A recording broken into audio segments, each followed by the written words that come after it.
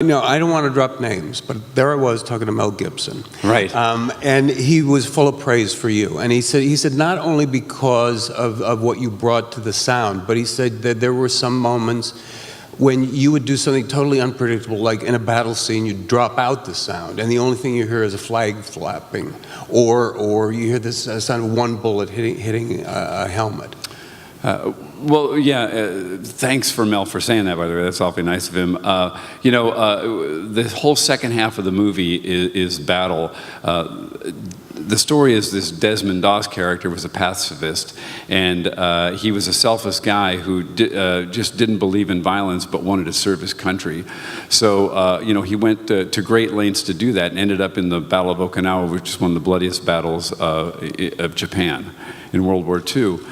And when Desmond entered, which you just saw, into that battle, I mean, he literally was hit with a barrage of hell. And the way Mel shot it, you can see it was consistent with the war is hell narrative.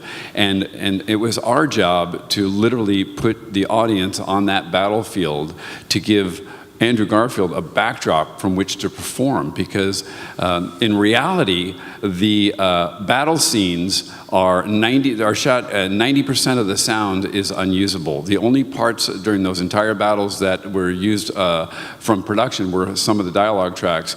The explosions were these little explosion boxes that sounded more like firecrackers than explosions. They looked cool, but they didn't sound cool. The guns were props. They sounded like cap guns. And all the muzzle flashes were all just visual effects, so they really weren't even firing guns. So it was up to the sound team to put the audience on that battlefield.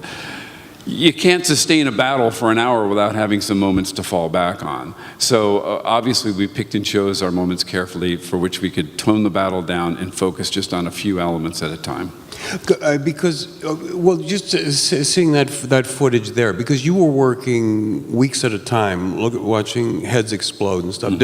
Does work like that ever get under your skin, or you just think this is great makeup? I'd like to give you a serious answer and say, yeah, it's tough, but it really isn't. I'll tell you, when you're working with Mel Gibson, it's a lot of fun. And even though the subject material is tough, we try to make as light of it as we can. We know we have one opportunity to sell the audience on what's happening. And I'll just give you a quick example. There's a few scenes in the movie where people are being torched with flamethrowers. And the sound guys, have this great sound of that flamethrower. And what Mel would do is he'd listen to it. He goes, guys, the sound of that flamethrower is great, but just after that flame shoots out of the gun, I want you to turn down the sound of the flamethrower and turn up the sound of the guys getting cooked. He goes, because that's the sound that's going to make the audience get on edge. And that's the way Mel is, He's an emotional guy. I'll give you just one more quick example if you want. Just after this big battle, there's a very quiet scene where Andrew Garfield and Luke Bracey are hunkered down in a foxhole. And it's very quiet at night. And Andrew's sharing some stories about when he grew up. And a moment there, he falls back and he starts to fall asleep when all of a sudden he's surprised by a Japanese soldier who shoots his head up over the berm. Well, we couldn't figure out exactly what the right sound was to kind of, scare the audience there. The sound designers couldn't come up with it, and the composer couldn't come up with it. So Mel says, hey, can I give it a try? And so we said, okay. So we handed Mel a microphone, we ran him the scene. As soon as the Japanese soldier popped his head up, Mel goes, into the microphone.